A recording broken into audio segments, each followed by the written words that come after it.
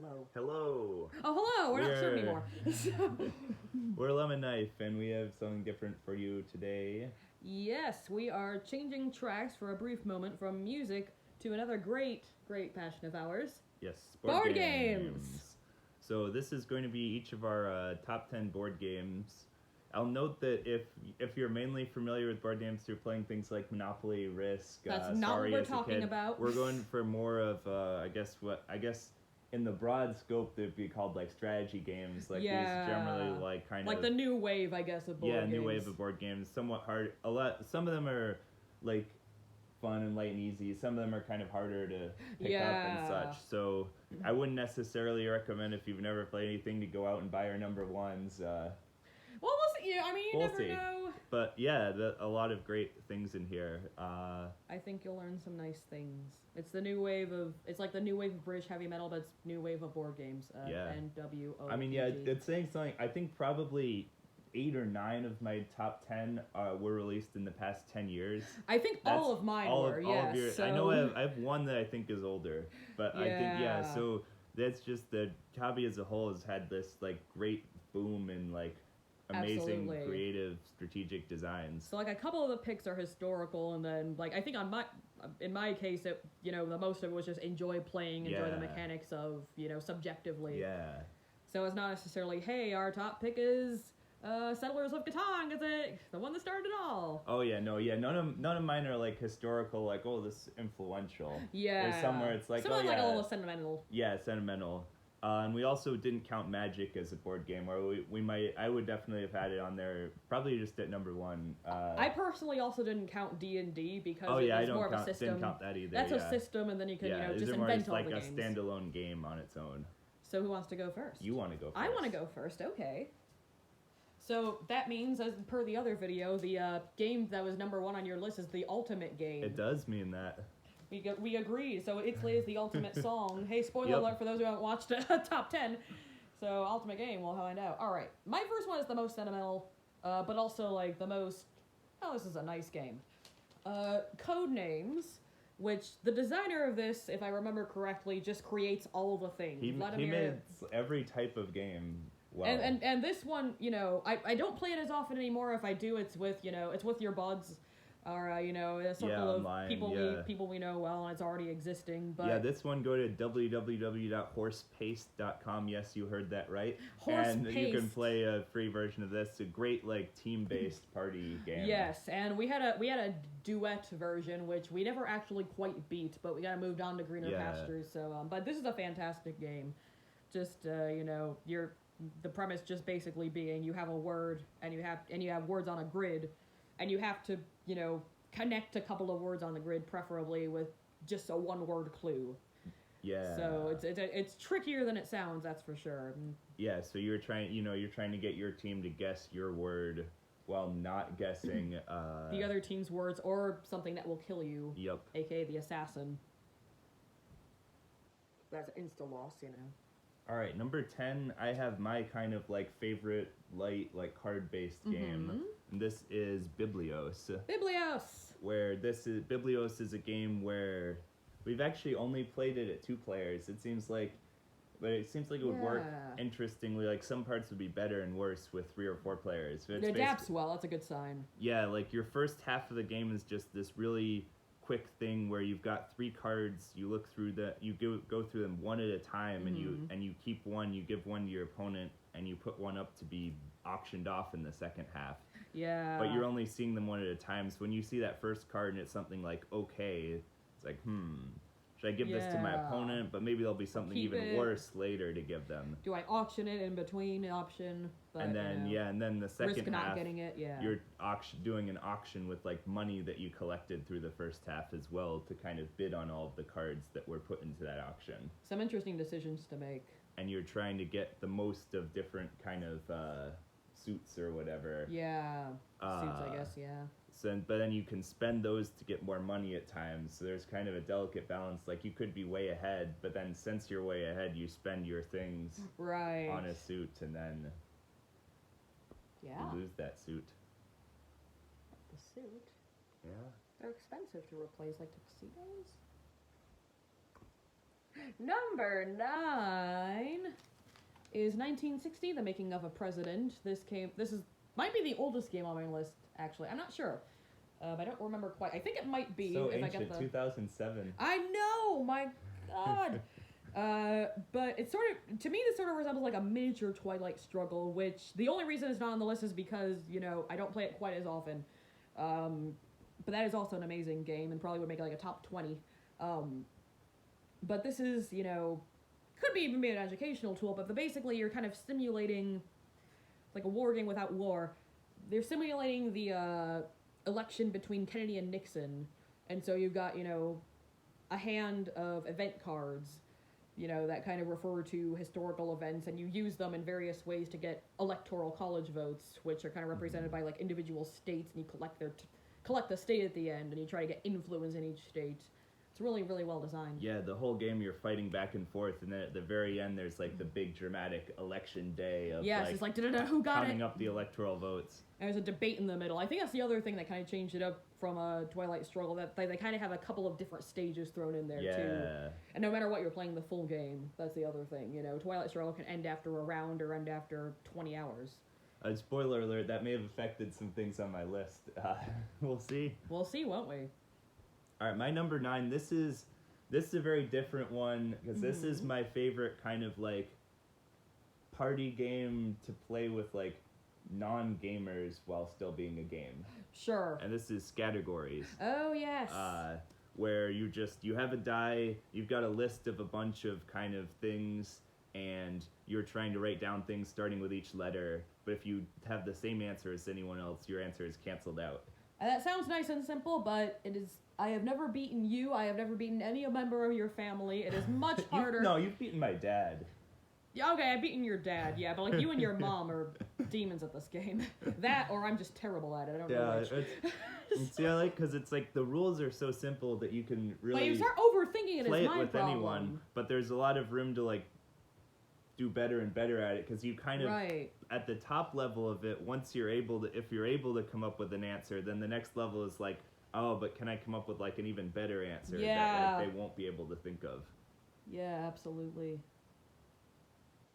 A lot of these like simple rules, tough execution games.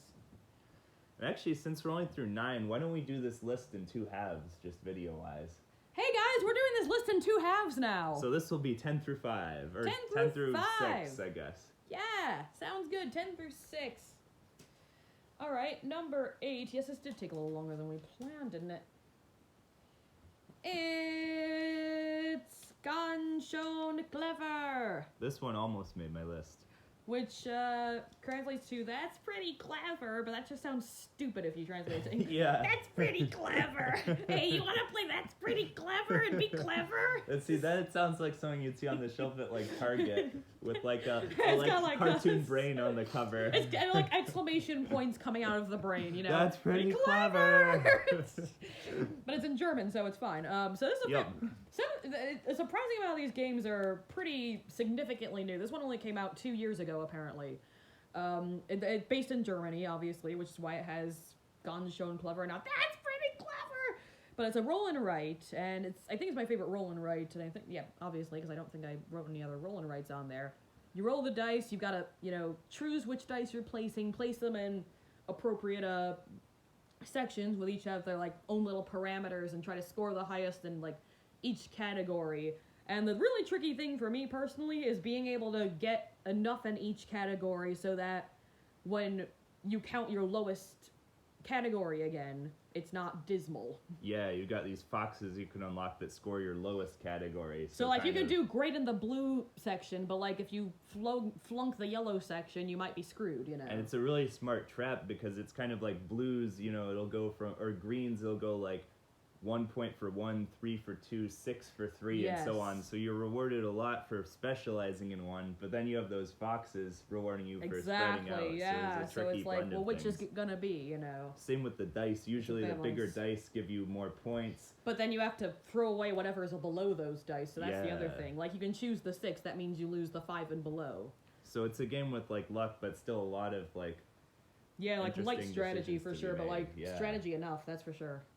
Okay, here's the only cooperative game on my list, Mia. What's it going to be? One of the legacies? Yes, I'm actually going Pandemic Legacy. I actually thought about this. Because this one is just like... Clank Legacy is also great. I would almost have made my list. It's just a lot of fun, great writing. But I think Pandemic Legacy had me more hooked into the game aspect. Right. This is a game twist on Pandemic where you're, a team of people fighting diseases, trying to collect the cards to cure diseases, prevent outbreaks.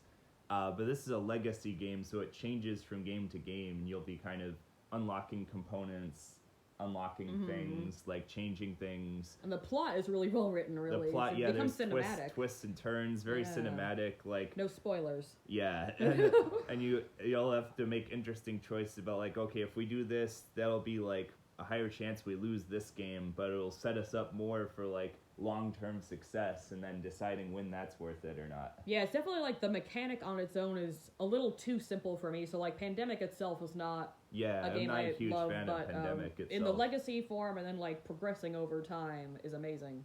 Yeah. I would definitely recommend that to anyone, because like you can open it and play the default Pandemic a few times with the game just to get a sense for it, even if you haven't normally played that many games. And then you have something to build on. And then you can go into that and enjoy this great like story-ish campaign. It's fantastic. Do it. Number 7 is much shorter. Oh yeah? So how big is it? I'd say it's tiny. These towns are really tiny. Another game that came out just last year, and already made my top 10 list. It is a fantastic and such a clever design, where it is a very short game. Like a single game, what, like 10, 15 minutes even? Like, yeah, probably you can somewhere even say around there. Ganz Schon clever about it. That's pretty clever! The mechanic's pretty clever, don't you Tiny think? Towns almost sounds like it would also be on like a Target shelf with like a little it's village man running they around. They have to call it, I got Tiny Towns. Say what we missed about inventing That's Pretty Clever. You have to say That's Pretty Clever at some point in the game to win it. That's pretty clever! There's like a picture of a family on the back. Pretty clever. Oh, no. Speech bubble. You should work for Target, Mia. No, I shouldn't. I'd hate myself. It's okay. I'd hate you too. Anyway, Tiny Towns, you have to call out a resource, and both players get it.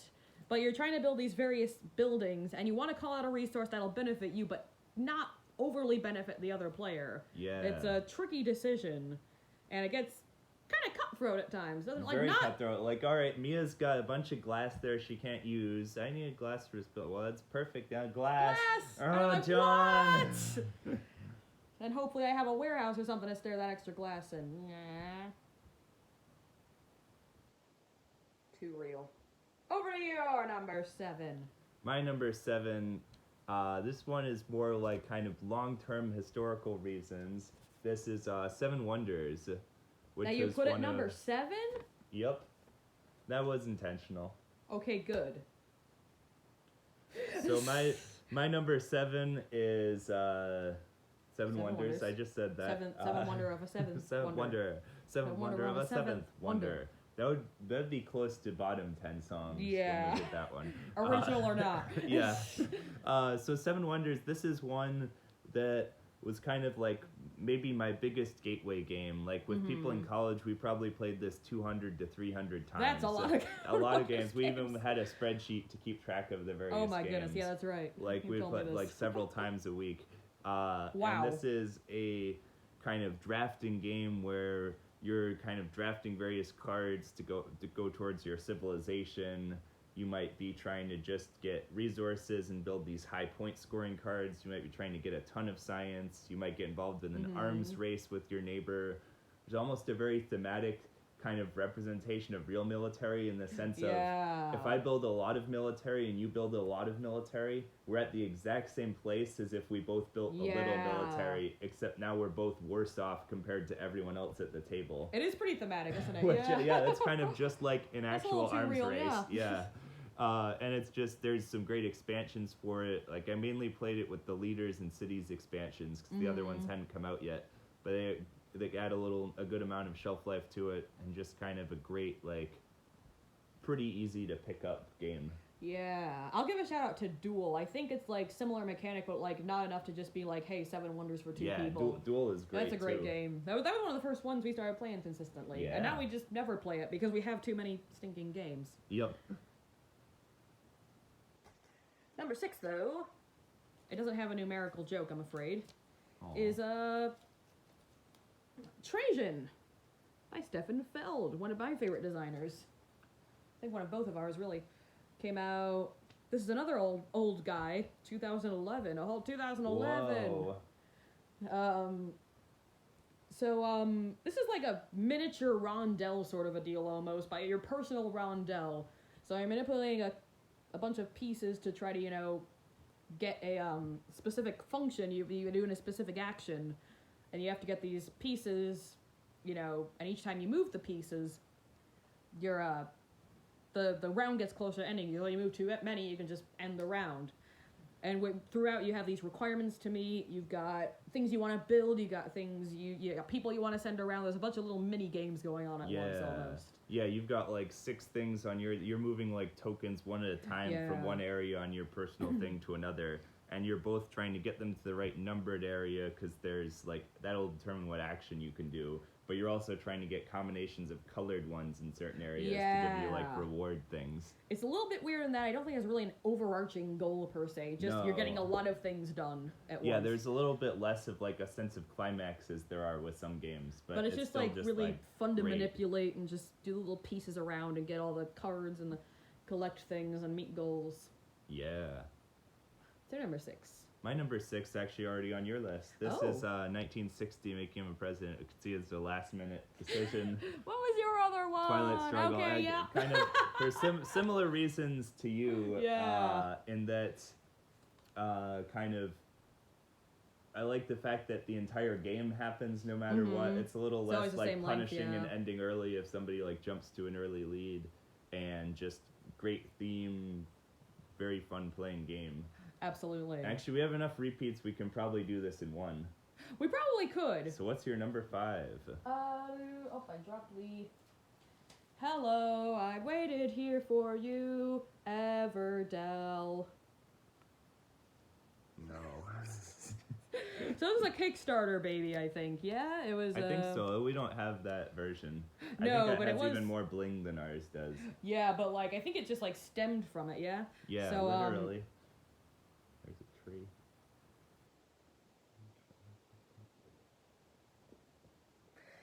I mean, first of all, let's just start with the fact that it has the most adorable art. It's all the cute little animals, and they're on cute little cards, and they have a cute little tree, and you can play as an axolotl, John. You can play as an axolotl, and you get the axolotl card that's smiling at you. All right, that's my greatly intelligent ramble on the animals and the lovely art. But no, the art as a whole is just like very, very thematic and good also. But mostly it's just kind of I guess it's sort of like Trajan in that it's not. No, I'd say that more like on Trajan because you're building a city ultimately out of these cards, and so you know you want certain things to count for points, and you get it's very card based.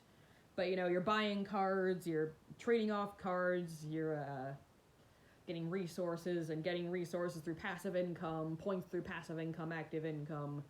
So lots of little bits and ways to ultimately build towards a city and a few like big goals as well.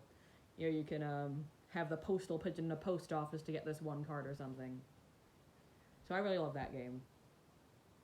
My number 5 is another repeat.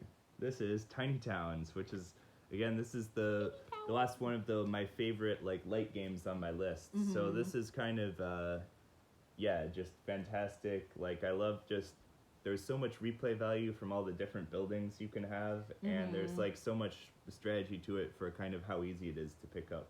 Absolutely, yes. Varying levels of players could probably play that one. Number 4 is the other Feld game on my list. I think it might be the only repeat, I'm not sure. But it is the Castles of Burgundy. This is... It didn't actually come out in 2011, did it? It might have. I think it's something like that. Probably, yeah. It's just you would think it would be different from the Trajan release date, but I guess not. Good year for him. Good year for him, yeah.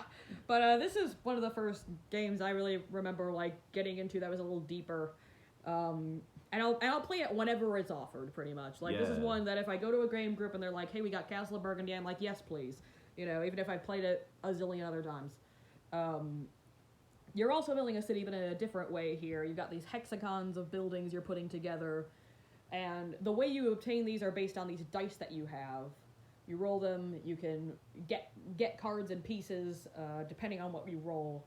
So it's like somewhat luck-based, but not nearly enough to count as a luck-based game. Yeah, and there's enough, like, you get workers that let you change the result of your dice, so you kind of can manage it. You can well. nudge that also. So yeah, that's a really good one.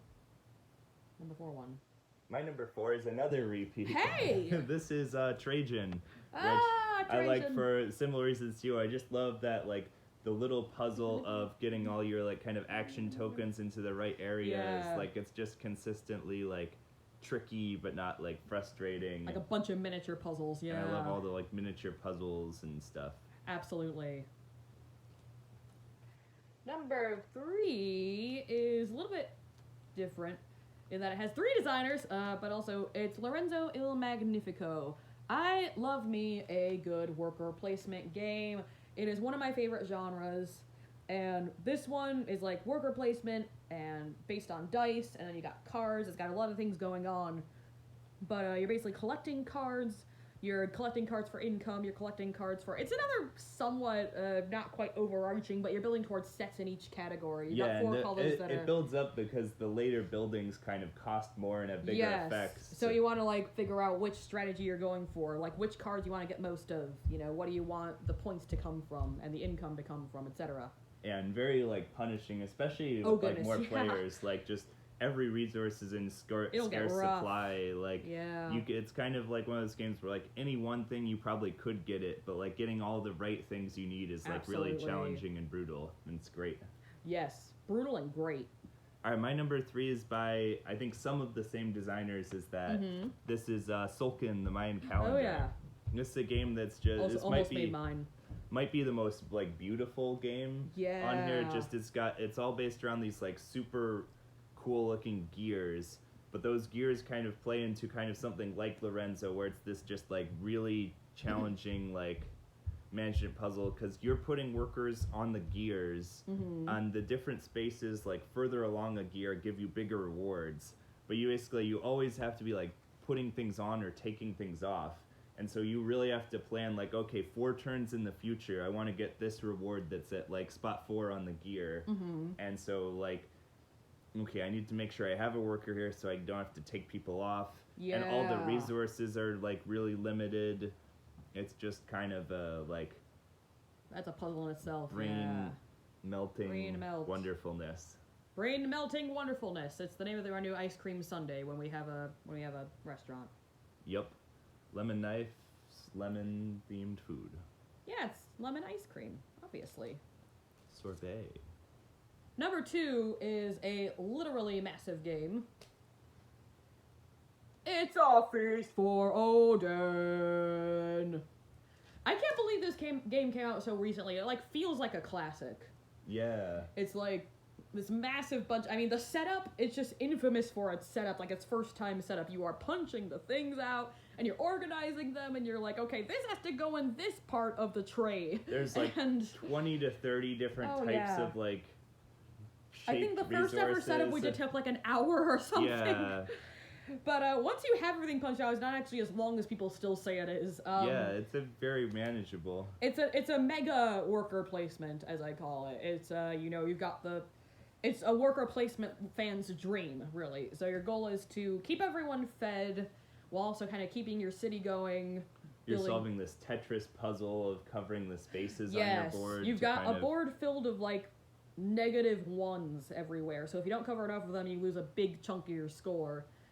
So you're trying to get all the Tetris pieces in there to make sure enough's covered while also keeping everyone fed, keeping everyone happy, etc. Yeah, it's just kind of, it's like you're putting your workers on actions. There's almost just like 5 to 10 completely different like areas and strategies you can go to that you might not even like touch a few of them in a given game. And also just like upgrading your own resources, which is kind of an interesting thing. It goes from red to orange to green to blue, and then they can do different things.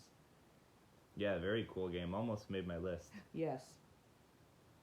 My number 2 is Seasons. Oh yeah, the closest you can get to Magic without putting Magic on the list. Yep, it's very... No, it's a great game. It's kind of like, there's technically a drafting thing. The drafting is an interesting part of it, like you kind of assemble your cards at the start, and then you'll put them into kind of, you start with some of them, you get some of them partway through, you get some of them later on, and then you're kind of rolling dice, collecting various like element tokens, and using those to build it. But it's kind of all about that initial setup. Like you're kind of your assembling deck coming together, combinations of the cards. And what's going to count on each age, how that's going to benefit you each time. Yeah, and then it plays pretty quickly. It's just like... It's like, some cards get rid of certain other cards, so it's like, hey, is there a card you can get rid of later? But then this new thing has a really powerful thing. Yeah, and you just put everything together to build these, like, crazy combos. Absolutely, yes. And you whip my butt at it most times. I guess that's true for a lot of these, but you're an expert. But moving on to number 1, a game I've never won, but I still love to bits, is Altiplano. So this, I think a lot of people might find this as like a weird choice. I think Board Game Geek rates it as like a 7 point something or an 8, but like not anyone giving it a perfect rating, or rarely a person. But first of all, it's got a llama. You got a llama. Fantastic llama on the cover. Yes, and he's a first player token. He's got this little face. He's like, okay, let me get the llama. But what you actually do, you've got one worker kind of moving around everything, and along the way you're trying to get certain cards. You got canoes and houses which count for different things, and you're trying to fill up your warehouse at the same time, which is always my weak point. I'm still trying to figure that one out. And fill out some contracts and make some missions. And I love the feel of this game. There's something very addictive to it. The core of it is actually bag drawing, which is not nearly as luck-based as you might think. It's not Quacks of Quedlinburg or whatever, where you just pull something and, hey, okay, lose everything. You have the right proportion of tokens, and and you choose what angle you're going for, and you can always set things aside. So like if you get something you don't need now but you will need in a future turn, you can set it up to be ready for that future turn.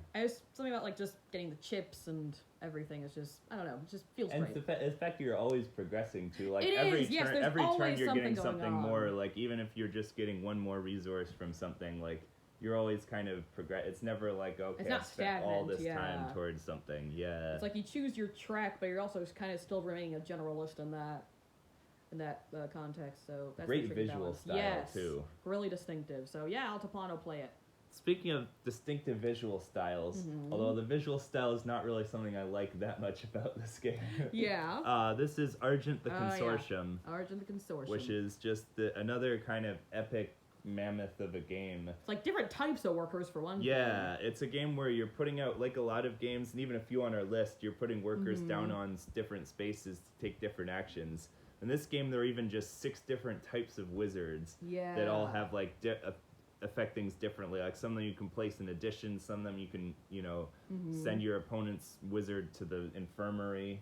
The infirmary, yes. Yep. Because you want to be brutal wizards. There's a lot more meanness in this game than there is in others. Then it's also got this interesting kind of scoring system, because your entire thing at the end, there's like 12 voters with a condition, and whoever meets that condition more will get that vote. The most votes will win. Yeah. But you don't know any of them at the start, or 2 of them. So part of what you're doing, a combination of discovering what they are, maybe you're trying to figure out what they might be based on my opponent knows this one. It's got so much stuff in it, ton of replay value. There's a ton of stuff. It works great as a 2-player game, and it works great with more players. Oh yeah, it does. Because it takes a lot longer, but it also has a lot of kind of interesting interaction and voting and things. Yeah. We hope you enjoy our top 10 board games. We'll be back to musical topics soon enough, but we'll probably just kind of go on tangents every so often. So yeah. Thanks for tuning in. Be back soon.